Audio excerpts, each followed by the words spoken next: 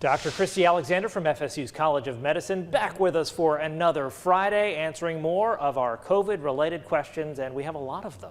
Yes, we do, Dr. Alexander. As always, thank you so much for taking time out of your very busy day to talk about all these COVID-related items, because there were a lot of developments to talk about this week.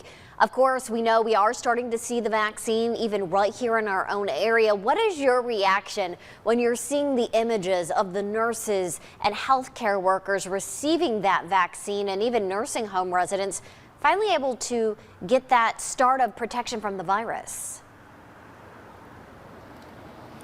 It is such an emotional time. It's really, really hard to put into words. I've been watching this across our whole state. My past students who are now in residency or who are now doctors getting the vaccine, colleagues all around the state, Miami, Jacksonville, Orlando getting the vaccine. Just seeing tears stream down the faces of some of these people just out of sheer joy of knowing that there's an end in sight. It's too much to even put into words. And we know as it's distributed, most people are going to be encouraged to get this shot in the coming months. But is there anyone who should not get the vaccine because of some sort of medical condition or a medication that they're taking or other health concerns? It's a wonderful question. So the only group that should not get the vaccine is anyone who has an allergy to any of the ingredients in the vaccine itself.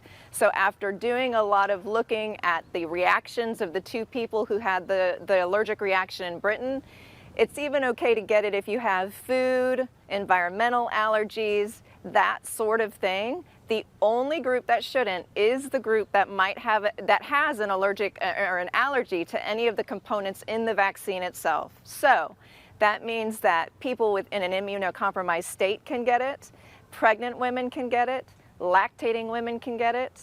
And I should add that it has not been studied on children, so we're talking about adults here specifically. But all of these populations, even though they may not have been directly studied, so for example, the Pfizer vaccine ended up having 23 women get pregnant during the course of the vaccine. The Moderna vaccine, or during the course of the study, the Moderna vaccine had 13 women get pregnant during the course of the study. The only people that had a reaction were women in the placebo group. So even though they weren't meant to get pregnant during the study, there was no adverse event to the COVID vaccine itself. The CDC is recommending that women not be excluded, pregnant women, lactating women not be excluded from the vaccine, and the American College of Obstetrics and Gynecology agree with that statement. So just that group in particular.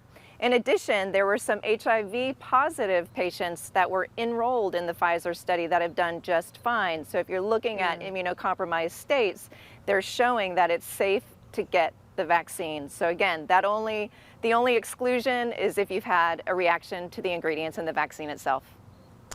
And there's some more positive news this week. It appears that the Pfizer vaccine shipments may be able to stretch further than we once thought. Can you explain this? Yes, so across the state, as a matter of fact, I was on a meeting a couple of nights ago where one of my colleagues was saying, we're seeing that there seems to be extra doses in these vials. Can we give those doses? And sure enough, about 20 minutes later, there was a publication saying that indeed there are extra doses in some of the vials that have been shipped out. That's a common thing with manufacturing companies, to make sure there's enough of the actual medication in the vial itself.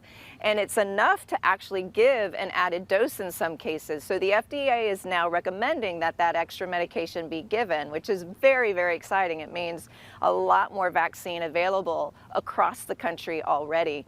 The only downside to that is they shipped the vaccine with the number of syringes, 5 syringes, that were supposed to be distributed from those vials. So if there is a 6th dose available in there, the places giving the vaccine would need to have their own supplies available to give that extra dose, if that makes sense. But other than that, knowing that we have extra doses available, it just is even more exciting. Yeah, a little built-in bonus there in those vials. And meantime, you mentioned it, a second vaccine in the final approval process right now, the Moderna one. We're going to see delivery probably next week on that. What's that going to mean for everything moving forward? It means a lot to everything moving forward. We love that this new vaccine, just to qualify that a little bit. So the FDA panel that's reviewing these vaccines for emergency use has found that this one should be approved for emergency use. The FDA still needs to come through with that emergency use authorization, but we're expecting it at any time. And with that, it means millions more vaccine doses available across the country. As a matter of fact, that's when we will be getting it here in Tallahassee, is when we start seeing that one come into fruition. We're just so excited because it just means that more people are going to get vaccinated sooner than we thought. So it's very good news. And even more good news, the Moderna vaccine does not have to be stored at the cold temperatures that the Pfizer vaccine does. So it's going to make it even easier to distribute and to administer. So very exciting and much to look forward to. Okay, Dr. Christie, we don't have another question for you. We actually have something that we want to give you. Our photographer Chloe's going to do that because we want to say a huge thank you for everything that you have done for us. You are a busy lady. She's still a practicing doctor and teaching students, and she finds time to come on air with us and to answer all of our viewer questions. And quite frankly, our own questions about the pandemic, because there's a lot of stuff out there that is very scary, but you're able to break it down in such a way that is informative and makes us feel better. So thank you so much, Dr. Christie, for taking the time to do that. And hopefully over the holidays, you can find a little bit of time to relax. You guys, thank you so much. It has been my pleasure, honestly. I mean, I realized the other day that it's been a year that I've been coming on WTC-TV News, and I can't even speak. I don't even have words. Thank you so much. I appreciate it very much. All right, thank you, Dr. Alexander. Merry Christmas to you, and we'll see you in the new year. And as always, you can watch this interview and all the ones with Dr. Alexander online at WCTV.tv. I think we flustered her a little bit there. I love that. She's fantastic. We've really enjoyed having her. For sure. All right, we'll be right back.